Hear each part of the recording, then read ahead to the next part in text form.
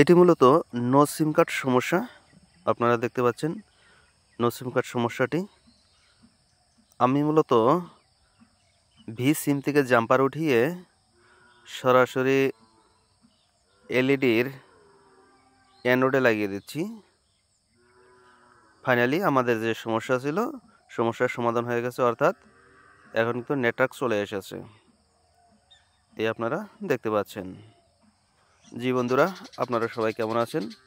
আজকে আমার কাছে একটি নোকিয়া হ্যান্ডসেটে 105 মডেল, যেটা হলো টা 1423। এটাতে সমস্যা কি সেটা আপনাদের সঙ্গে আমি অবশ্যই ডিসকাস করব। আপনারা একটু ধৈর্য সহকারে আমার সঙ্গে থাকবেন, আর রিকোয়েস্ট করব স্কিপ করবেন না, কারণ এখানে শেখার অনেক কিছু থাকবে। আমি কেসটা কিভাবে স্টাডি করি সেটা আপনাদের সাথে শেয়ার করব। এই আপনারা দেখতে পাচ্ছেন যে আমাদের এই ফোনটাতে নো সিম কার্ড সমস্যা রয়েছে। আমি এটাতে স্টেপ বাই স্টেপ বেসিক তথ্য সহ আলোচনা করব, যা আপনাদের অনেক কাজে লাগবে। ছোট ফোন, তবে কাজটা কিন্তু অনেক বেশি। আমি সিমটা মার্কিং করে রাখলাম, যাতে আমি এই যে সিমটা ঢোকানো ছিল এটা আবার ঢোকাবো, সেজন্যই আমি মোবাইলটা দ্রুত খুলে নিচ্ছি। খুলে নেওয়ার পর এগুলো আমি একটু খুলে নিলাম। এই হলো সিম চেম্বার, জিএনডিএনসি, ডাটা ক্লক, রিসেট, ভিসিম। আমি ইতিমধ্যে মার্কিং করে নিয়েছি। দেখুন, একটার বিপরীতে আর একটা, যা বলে দিয়েছি। আমি এবার এখানে ডায়োড ভ্যালু নেব সব কটার, দেখব এখানে ডায়োড ভ্যালু কি আসে। আমি আগে 00 করে নিলাম, ঠিক আছে। এটাতে কিন্তু ডায়োড ভ্যালু রয়েছে সুন্দর, এটাতেও ডায়োড ভ্যালু রয়েছে। এটা জিন, হ্যাঁ 00 আসছে, এটাতেও 00। আচ্ছা, এটা এনসি, এটা হলো ডায়োড ভ্যালু আছে, অর্থাৎ যেহেতু এই পাশে 00 আসে তাহলে এভাবে সাজানো হবে। ওকে, এবার আমরা একটু চেক করি। এই পাশে 00, এই পাশেও 00।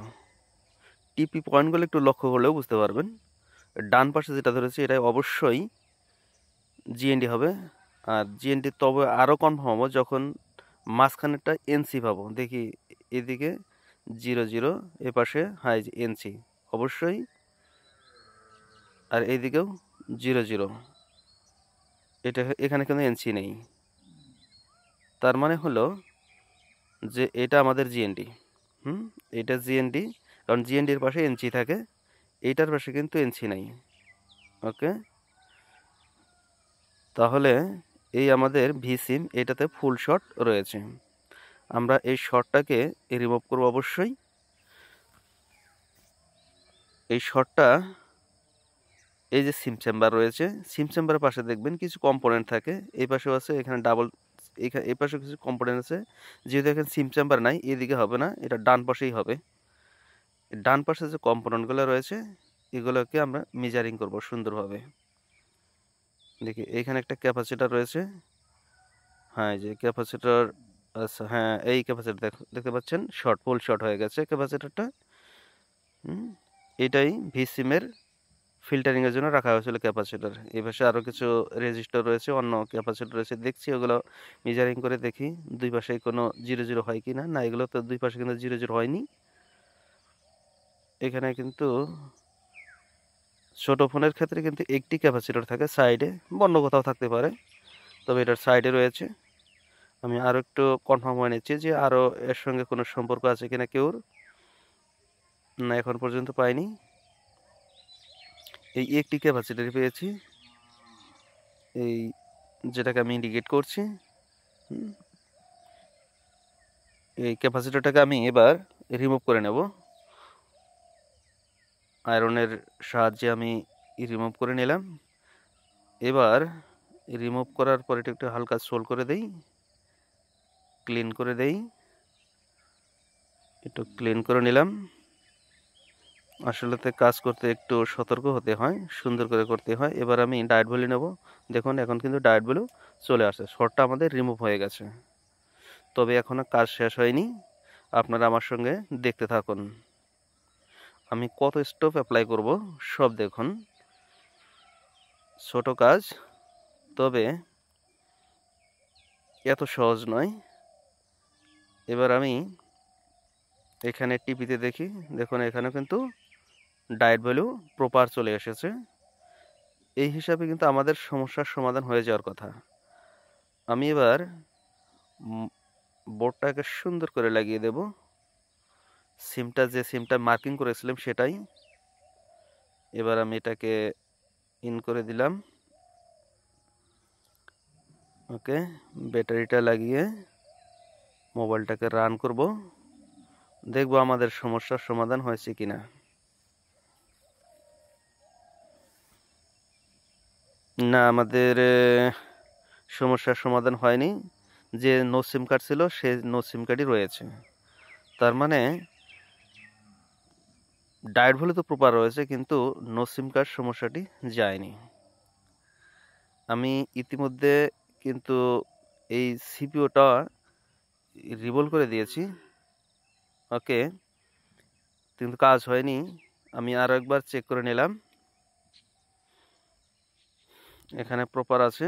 আমি সিপিও ইতিমধ্যে রিভোল্ভ করে দিয়েছি মাঝখানে, যেটাকে ভিডিওটা আমি স্কিপ করে দিয়েছি। সিপিও রিভোল্ভ করার পর হওয়ার প্রয়োজন ছিল, হয়নি।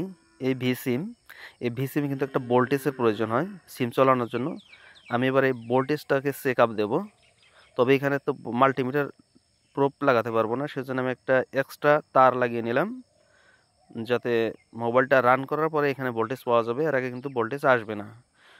ওকে, আমরা সাধারণত জানি ভিসিমে ভোল্টেজ 1.8 থাকে, তবে ছোটো ফোনের ক্ষেত্রে একটু বেশিও থাকতে পারে। 1.8 থেকে 2.8 অবধি ভোল্টেজ থাকে। আমি মিনিমাম ভোল্টেজটা এখানে লিখে দিলাম যে ভিসিমের জন্য 1.8 ভোল্ট। ওকে, আমি এবার ফোনটাকে আবার সেট আপ দেবো। আমি আবার সুন্দর করে ক্যাসিংয়ে বসিয়ে মোবাইলটা রান করার পর এই তারের মধ্যে ভোল্টেজটা চেক দেবো, কারণ ভিসিম থেকে আমি জাম্পারটা নিয়েছি। আবার প্রবেশ করলাম, মোবাইলটা রান করে নিলাম। এবার এখানে ভোল্টেজ আসার কথা ছিল, কিন্তু ভোল্টেজ আসলে কিন্তু নো সিম কার্ড থাকতো না। ভোল্টেজ মিনিমাম 1.8 থাকবে এখানে। আমি চেক আপ করে নিচ্ছি, দেখি এটা ভোল্টেজ আসে কিনা। নাই, এখানে কিন্তু ভোল্টেজ আসেনি, অর্থাৎ আমাদের ডায়েট ভ্যালু ওকে রয়েছে, কিন্তু ভোল্টেজ আসেনি। আমি সিপিইউ রিভোল করেছি, তারপরেও আসেনি। তার মানে ভোল্টেজ লাইনটা কোথাও থেকে ইন্টারনালি ব্রেক হয়ে গেছে, যেটা আমি অন্য জায়গায় থেকে ভোল্টেজটাকে অ্যাপ্লাই করা লাগবে। আমি কোথায় থেকে ভোল্টেজটা অ্যাপ্লাই করব সেটা আপনারা দেখতে থাকুন। আমি ইতিমধ্যে লিখেছি ভিসিমের মিনিমাম ভোল্টেজ 1.8, এটা 2.8 অবধি থাকে। ওকে, এবার আমি এই রিঙ্গার যে রয়েছে, অর্থাৎ লাউড স্পিকার যেটাই বলি সেটা, এবং এলইডি লাইট যে রয়েছে, এই দুটাতে কিন্তু ভোল্টেজ আসে। আমি চেক করব এলইডিতে ভোল্টেজ কত আসে এবং রিঙ্গারে লাউড স্পিকারে ভোল্টেজ কত আসে। এটা আমি মিজারিং করে কনফার্ম করে তারপরে আমি এখান থেকে জাম্পার নিয়ে নেব। ওকে, আমি আবার সেট আপ দেবো।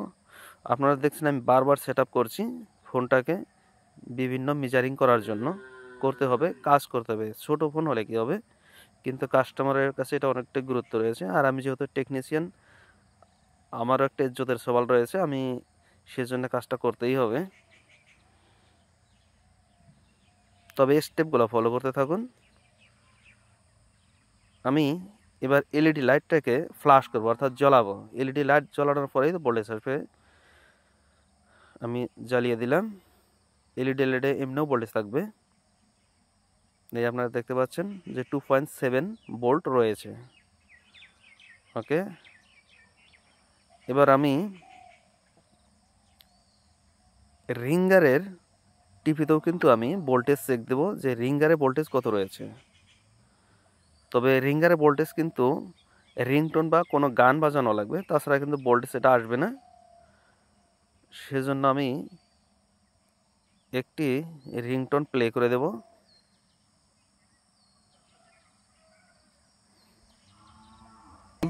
তাহলে এখানে দিয়ে দিলাম। হ্যাঁ, এই যে রিংটোন প্লে হয়েছে। এবার আমি ভোল্টেজটা চেক দেব, ভোল্টেজটাকে চেক আপ দেবো। আপনারা দেখতে পাচ্ছেন 1.9 ভোল্ট রয়েছে। 1.9 ওকে, অর্থাৎ আমাদের যে 1.8 প্রয়োজন ছিল, এখানে 1.9 এটাতে চলবে। তবে এই ভোল্টেজে অ্যাপ্লাই করলে কি হয় সেটা আপনাদেরকে আমি দেখাবো।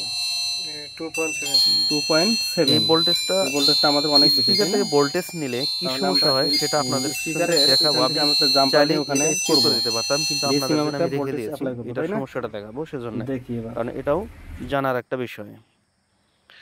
আমি ভি সিম থেকে সরাসরি একটা জাম্পার উঠিয়ে নিলাম এবং এটাকে স্পিকারের যে পজিটিভ লাইন রয়েছে সেখানে আমি জাম্পার করে দেব, অর্থাৎ এখান থেকে আমি ভোল্টেজটা নিয়ে নিলাম। এখান থেকে আমি ভোল্টেজটা নিয়ে নিলাম। এবার দেখব যে আমার যে সমস্যার সমাধান হয় কি না, অন্য কিছু সমস্যা হয় সেটা দেখানোর জন্য আমি একটু করলাম। চাইলে আমি কেটে দিতে পারতাম, কিন্তু দেইনি। এবার আপনারা দেখেন, আবার সিমটা লাগাচ্ছি, আবার ব্যাটারি ইনস্টল, মোবাইল রান, এবং রিঙ্গার থেকে ভোল্টেজ দেওয়ার পরও সমস্যার সমাধান হয়নি। আমি যা লিখে দিয়েছি। স্পিকার থেকেও ভোল্টেজ জাম্পার করার পরও কেন সমস্যার সমাধান হলো না সেটা বলছি। কারণ স্পিকারটা যখন বাজবে, গান বাজবে বা রিংটোন বাজবে, তখনই ভোল্টেজটা এখানে আসবে, অর্থাৎ ভোল্টেজটা মেকিং হয়। উইদাউট স্পিকারে গান বা রিঙ্গার ছাড়া ভোল্টেজ মেকিং হবে না, সেজন্য কিন্তু কাজ এটা হচ্ছে না। আর আমি সেটাও আপনাদেরকে এই জন্যই দেখিয়ে দিলাম যে এখান থেকে কাজ হবে না, কিন্তু দেখিয়েছি। এবার আমি অন্য মেথড অ্যাপ্লাই করব। আপনারা আমার সঙ্গে থাকুন, দেখতে থাকুন। আমি এবার ভি সিম থেকে আবারও জাম্পার নিলাম। এবার কিন্তু আমি এলইডির পজিটিভ থেকে লাগিয়ে দেব। আমরা জানি এলইডির কিন্তু 1.8 ভি সিমের 1.8 থেকে 2.8 পর্যন্ত ভোল্টেজ লাগে। আমি এলইডির পজিটিভ থেকে জাম্পার দিয়ে দিলাম। এখানে 2.77 ভোল্টেজ রয়েছে, আর এটাতে অবশ্যই আমার সমাধান হয়ে যাওয়ার কথা। দেখি, আপনারা ওয়েট করুন, আমিও এটা সুন্দরভাবে লাগিয়ে দেই। ওকে, আমি এখানে কিন্তু ভিডিওটা একটু ফ্রিজ করে দিয়েছি আপনাদেরকে বোঝানোর জন্য। এই আমি লাগিয়ে দেওয়ার পর এবার সিমটা অলরেডি আমি ঢুকিয়ে দিয়েছি এবং মোবাইলটাকে রান করব, দেখব। ওকে, এই দেখতে পাচ্ছেন আমার যে সমস্যা ছিল সমাধানটা হয়ে গেছে। অর্থাৎ দেখুন, ছোট একটি ফোন, আমি কিন্তু অনেক কাজ করা প্রয়োজন হয়েছে, অনেক সময় লেগেছে আমার, কিন্তু কাজটা সমাধান কিন্তু হয়েছে। যাই হোক, আপনারা লাইক, কমেন্ট, শেয়ার দিয়ে আমার সঙ্গে থাকুন। ওকে, ধন্যবাদ।